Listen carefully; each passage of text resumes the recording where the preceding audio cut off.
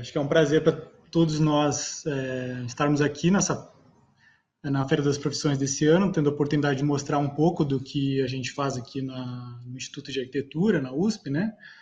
E como o professor Davi já comentou, eu faço pesquisa aqui, eu sou pesquisador de pós-graduação, numa universidade pública, né? Então a gente se dedica a entender o nosso contexto, entender, no caso aqui, as tecnologias e como elas podem vir a contribuir não só para a nossa função de arquiteto, mas para o nosso contexto. E a impressão 3D é só uma das tecnologias que estão aí no horizonte, que contribuem para novas possibilidades de produção no nosso meio. É uma tecnologia que está já bem difundida, bem conhecida, por meio de máquinas como essa que eu tenho aqui atrás, que está funcionando. Então, são máquinas caseiras, né, que estão sendo vendidas, são importadas, enfim. Então, que qualquer pessoa, hoje em dia, tendo acesso a uma máquina dessas, pode construir um objeto para sua casa, um objeto de coleção, um objeto qualquer que seja o interesse da pessoa. Só que a tecnologia 3D, ela não surgiu agora, né? Então, eu vou compartilhar rapidamente aqui, então, para ilustrar como funciona a tecnologia de impressão 3D, né? Essa é uma das possibilidades que é mais conhecida, que é a impressão por meio de depósito de camadas de material. Então, com a impressora, né, ela vai gerando um objeto tridimensional a partir da construção de camadas nas quais ela vai depositando esse material, e no final a gente tem um objeto concreto a partir de um modelo digital. E como eu falei, a gente tem aqui no IAL um exemplo de uma impressora. Nesse caso aqui ela é uma impressora fechada, né? Ela está imprimindo com material plástico, que é o material mais comum que a gente tem acesso, né? Mas o que significa hoje em dia ter acesso a uma impressora 3D? Ela não é muito diferente do que foi no período em que foi lançada uma impressora de papel, uma impressora 2D, né? Então, ela nos permite ter um acesso facilitado à geração de um objeto, a materialização de um objeto, que a gente pode alterar, imprimir quantas vezes for necessário, e se errar na produção, a gente pode criar um objeto novo e imprimir quantas vezes for necessário, até que se chegue no objeto ou no resultado que se deseja. Mas, como eu falei, essa tecnologia ela não foi inventada recentemente, ela já existe desde os anos 80, ela foi patenteada nos Estados Unidos no final dos anos 80, e nos anos 90 ela começou a ser comercializada por meio de máquinas industriais, só que eram caras, né, com acesso ao material, era caro, e então apenas quem tinha acesso a uma produção mais industrial utilizava esse tipo de maquinário. Mas no começo dos anos 2000, nós tivemos alguns projetos que começaram a popularizar esse tipo de tecnologia. E o projeto mais famoso, que ficou mais conhecido, foi o projeto chamado RipRap, né, que é um projeto aberto, que qualquer pessoa pode encontrar esse projeto, ter acesso a esse projeto, porque está disponível na internet. A própria proposta, né, do grupo de pesquisa da Inglaterra que criou esse tipo de máquina era para que essa tecnologia tivesse um acesso mais facilitado e que ela fosse barateada, né? Então, como a gente vê aqui na imagem, no que consiste essa máquina aqui, ela basicamente é uma estrutura metálica com motores, uma parte eletrônica que comanda esses motores, e um bocal aquecido que derrete o material e deposita esse material por camadas. E a ideia inicial desse projeto aqui, no caso, era que a própria impressora pudesse se reproduzir, ou seja, pudesse imprimir partes de si própria, para que com essas partes e os elementos eletrônicos e a estrutura metálica e os motores, no caso, pudesse produzir uma outra impressora. Então, esse foi um dos principais motivos pelos quais, no começo dos anos 2000, essa tecnologia começou a se difundir. Tá? E começou a se baratear, e novas tecnologias a partir dessa proposta foram desenvolvidas, né? E nós, inclusive, temos um exemplar que é esse modelo preto aqui, da impressora, que é baseado nesse projeto da RipRap. Então, que é a base do projeto está aqui, né? Então, é um projeto aberto, acessível, que você pode montar em casa, inclusive, e pode desenvolver os seus projetos a partir desse tipo de impressora mais simplificado. Bom, então, em quais setores de produção a impressão 3D foi se difundindo, né? A gente tem, hoje em dia, uma série de setores que foram absorvendo essa tecnologia, e um deles é o setor de produção de peças mecânicas, né, metal mecânica. Como a gente pode ver aqui nesse vídeo ilustrando, né, essa tecnologia é uma tecnologia de impressão 3D, só que já mais avançada, que ela utiliza a solda do material metálico, né, para produzir peças industrializadas que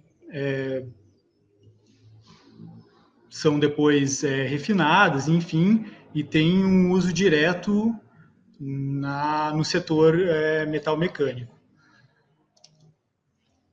Uma outra finalidade da impressão 3D é na área de têxtil e de calçados. Esse exemplo aqui representa como a Adidas, por exemplo, está utilizando essa tecnologia, que é para produzir calçados, a sola do calçado, né, de forma mais rápida, de forma customizada, e trabalhando uma geometria complexa que torne o calçado mais resistente e bem mais leve, né, porque ele é gerado digitalmente, como a gente está vendo aqui, né, o modelo, e a impressora 3D, no caso, materializa esse projeto.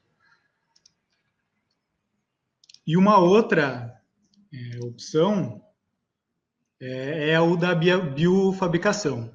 Né? O pessoal da área farmacêutica, biomédica, biológica, enfim, está utilizando a impressão 3D para fabricar desde tecidos, né, até já protótipos de órgãos humanos. Então, como essas tecnologias foram parar na arquitetura e no design? Né? Qual foi o interesse que envolveu a absorção desse tipo de tecnologia no nosso contexto? Eu vou mostrar rapidamente alguns exemplos, né, que a gente tem inclusive aqui no nosso grupo de pesquisa, no nosso departamento, sobre em relação a alguns protótipos que a gente tem desenvolvido, que ilustram um pouco como isso está entrando na área do design da arquitetura, né, que basicamente tem entrado por meio do design de objetos, design de protótipos que podem ser testados e desenvolvidos até chegar a um nível mais industrial, digamos assim. Tá? Então, a impressão 3D pode ser utilizada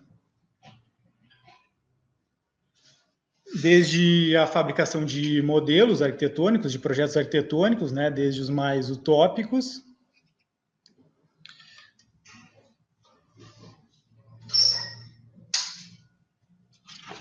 até elementos mais complexos, né, que podem ser, como eu falei, testados e analisados em escala menor, né, antes de se levar a cabo mesmo o projeto em escala real.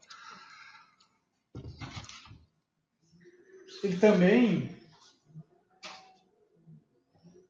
pode ser utilizado para gerar moldes para componentes arquitetônicos, né? Então, no caso, esse daqui, por exemplo, é praticamente um cobogó, um tijolo feito de concreto, né? Mas a peça foi moldada em um outro elemento que pode ser impresso em 3D, né? Porque a impressão 3D facilita a geração de formas mais complexas.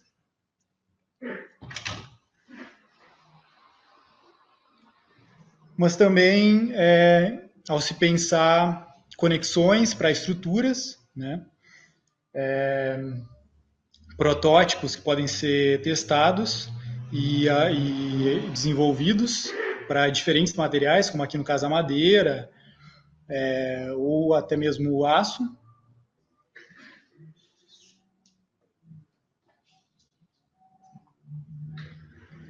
Formas bem complexas, como esse objeto decorativo aqui.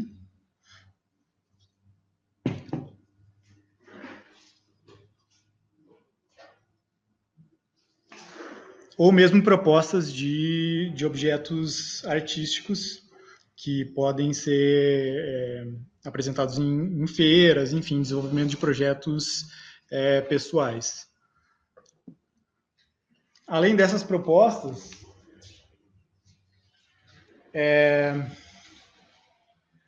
a ideia sempre é avançar para alguma coisa, algum projeto final, digamos assim. Então aqui não vai dar para ver muito bem, mas a gente tem um exemplo de um sistema que foi desenvolvido, um sistema leve, que essas peças aqui foram impressas, né, tridimensionalmente, e elas compõem um módulo construtivo aqui, a partir de tensionamento, de elementos metálicos, que pode ser utilizado como estrutura para fachadas ou para coberturas, que podem suportar algum outro elemento, como uma lona, algum tecido, para fazer o fechamento desse elemento.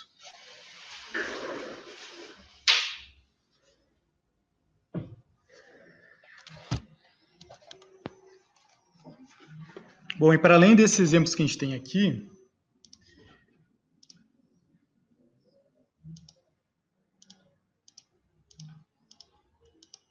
estão sendo desenvolvidos em diversos laboratórios em outros países. Outros sistemas construtivos, como esse, que foi desenvolvido na escola técnica, na faculdade técnica de Zurique, que consiste na otimização de estruturas de laje, em que a forma, o molde para essa estrutura de laje foi desenvolvida computacionalmente, e como a gente está vendo aqui agora, ela foi impressa em molde de areia, né? E depois as várias partes foram agrupadas e com a estrutura metálica já colocada, eles começaram a depositar concreto para preencher esse molde. Esse molde foi desenvolvido como um molde otimizado, digamos assim, que ele economiza material, só é utilizado material suficiente para suportar a carga que a laje vai suportar. Então foram feitas essas peças que foram montadas no próprio local da obra, né, gerando uma economia de material e de escoras, enfim, e até de tempo de produção, porque essas peças foram fabricadas anteriormente e só levadas para a obra.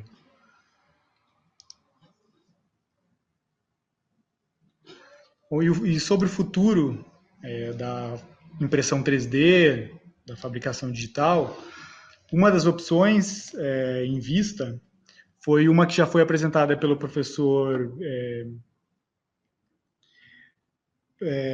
Daminelli durante a manhã, que é a impressão em larga escala, utilizando materiais cimentícios, para a produção de componentes construtivos ou mesmo edificações praticamente completas.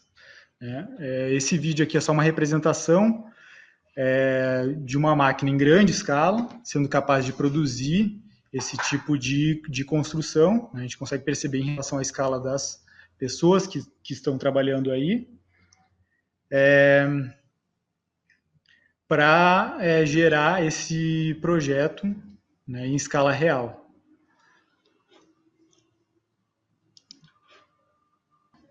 Então, para finalizar, apesar de a gente já ter no horizonte essas possibilidades de uso das tecnologias, né, e ter já acesso a algumas dessas tecnologias, a gente ainda enfrenta vários desafios, que são a questão dos custos, né, de acesso às tecnologias mais avançadas,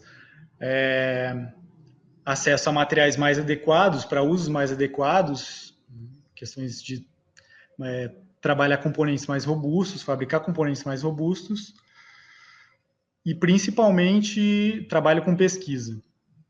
Não basta a gente ter somente as tecnologias e aprender como utilizar elas, mas desenvolver projetos que realmente tenham algum impacto e que o uso dessas tecnologias tragam algum diferencial para o contexto no qual nós vivemos.